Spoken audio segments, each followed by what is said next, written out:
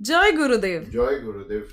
हमने अक्सर सुना है, बोलते ना, बिल्ली रास्ता काट जाती है तो काम नहीं होता है, या बिल्लियों को मत पालो। तो क्या ये साइंटिफिक है कि ऐसी ही सुनी सुनाई बातें हैं? देखिए, बहुत ही ज्यादा वैज्ञानिक है। आजकल नए नए जो अंधविश्वास आए हैं पश्चिम से, उनको आप अंधविश्वास कह सकते हैं, लेकिन हमारे धर्म से जुड़ा हुआ कोई भी चीज अंधविश्वास नहीं है। खासकर इस्लाम में और हिंदू धर्म में कहा है कि घर में तो कोई जानवर को पालो ही मत, जी। खेत पे पाल सकते हो। जी।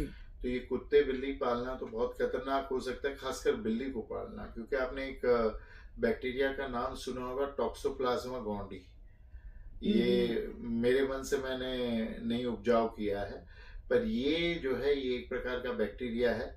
और आपको सुन के ये आप चौंक जाओगे कि अभी एक 3-4 महीने पहले के रिसर्च से पता चला है कि इस पृथ्वी पे जितने मनुष्य है उसमें से 70%, 70% ऑफ पीपल, 70% मतलब कितने लोग हैं इस पृथ्वी पे, जी। अनगिनत। जी। उसमें से 70% लोग ये बैक्टीरिया से अफेक्टेड है।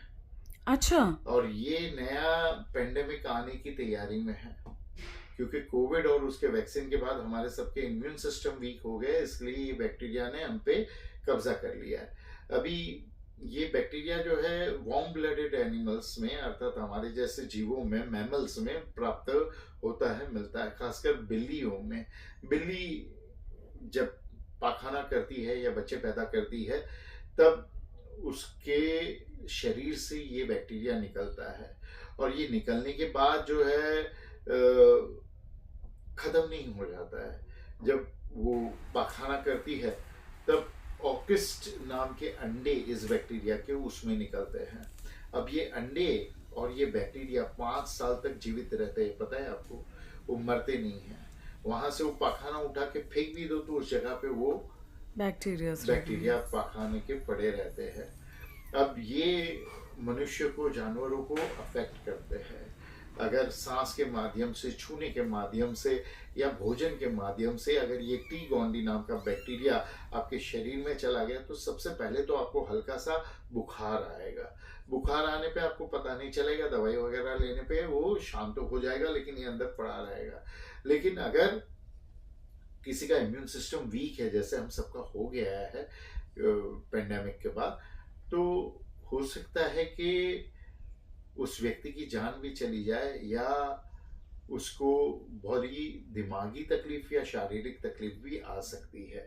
खासकर अगर गर्भवती महिला के पेट में अगर ये चला गया कोई भी तरीके से, तो उसको गर्भ नाश हो सकता है, गर्भपात हो सकता है।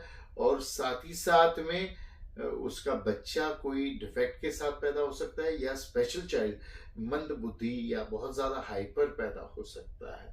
और बहुत ही ज़्यादा उसके अंग भंग हो सकते हैं, या दिमागी तौर से चैलेंजिंग हो सकता है।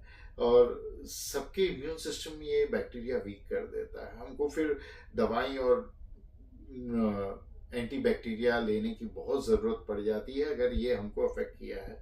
70% लोग अफेक्टेड है, मतलब आप सोचो क्या हो रहा है दुनिया में। बिल्कुल। और ये मेरी बात नहीं है, आप गूगल करके देख सकते हो, गूगल में इसकी पूरी जानकारी आपको प्राप्त होगी।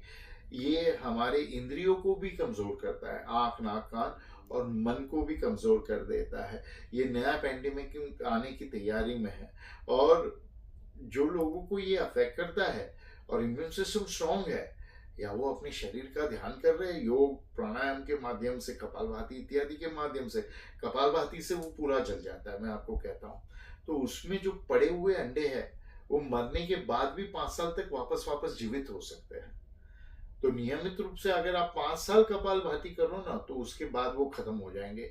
या कपालभाति करने के बाद आप चांदी के बर्तन में रखा हुआ पानी पियो तो वो फ्लश आउट होगे, वरना नहीं होगे। इसको आप याद रखना। डीवॉर्मिंग करने के बाद आपको एक्टिवेटेड सिल्वर का पानी पिलाया जाता है।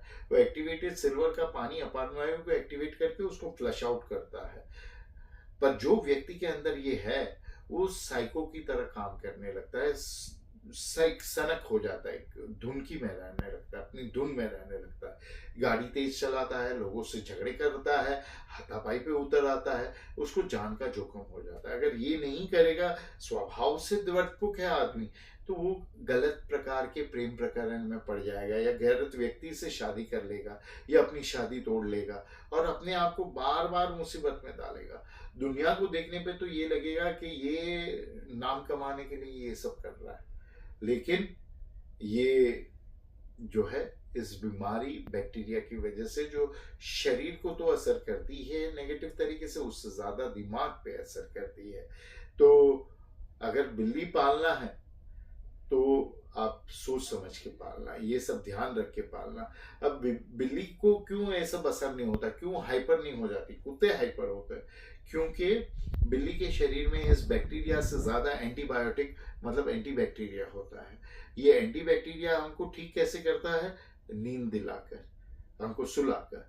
और इसको स्टोर किस में किया जाता है? काले रंग की बोतल में। तो काली बिल्लियों में ये एंटीबायोटिक सबसे ज्यादा रहता है और ये मल्टीप्लाई होता है बिल्ली के शरीर में, इसलिए खुजली वाली बिल्ली हमने कभी नहीं देखी होगी। जी बिल्कुल। तो ये जो एंटीबायोटिक बिल्ली के शरीर में है उसको आलसी बनाते हैं। हम कहते हैं ना ये आलसी बिल्ली है। तो इस वजह से अगर बिल्ली हमारा रास्ता काट जाए, खासकर काली, तो हमको पूरा दिन नींद आएगी, और नींद आएगी तो कोई काम होगा क्या? बिल्कुल नहीं नहीं। होगा। इसीलिए बिल्ली रास्ता काटती है तो नींद आती है, पर बिल्ली को कभी खुजली होती नहीं, कभी वो पागल या हाइपर होती नहीं, क्योंकि एंटीबायोटिक बहुत ज्यादा होता है। तो आप बिल्ली पालना चाहते हो तो बहुत ज्यादा हाइपर हो, बहुत ज्यादा आपको क्रोध आता है, तो बिल्ली पालो, लेकिन उसको डीवॉर्म करके और उसको वैक्सीन वगैरह देकर फिर पालना। और अगर आपको ऐसे ही बहुत आलसी है और नींद वगैरह आती है तो आप बिल्ली मत पालो, भले डीवॉर्म की हुई हो या वैक्सीन दी गई हो, वरना पूरा दिन आलस रहेगा और सारे काम रह बिगड़ेंगे। जाएंगे। तो इसका ध्यान रखना। और ये कोई प्रकार का अंधविश्वास नहीं है, ये विज्ञान है। गूगल कर लेना जो मैं कह रहा हूँ उसको। हरिओम तत्सत।